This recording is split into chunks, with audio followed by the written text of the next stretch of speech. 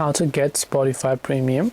Hey everybody, welcome back to our channel. In today's video I'm going to guide you through the steps on how you can get Spotify Premium, so make sure to watch the video till the very end. So if you want to get Spotify Premium, you can't do it from the app, especially if you're using iPhone. On Android you can, but just for the easier context I'm going to be using my browser. So open your browser, go to spotify.com and log into the account where you would like to get the premium. Then after that you can just tap the gear icon from the top right, then you'll find this option here that says premium. So tap on the premium button there.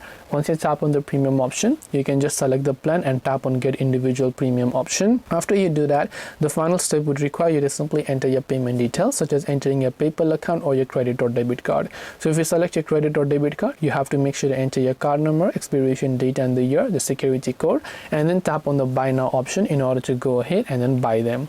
That's all it takes to go ahead and then get Spotify Premium. Hope this video was helpful. If you have got any more questions, then feel free to also leave them down below. Thank you for watching till the end of this tutorial, and see you soon in the next video.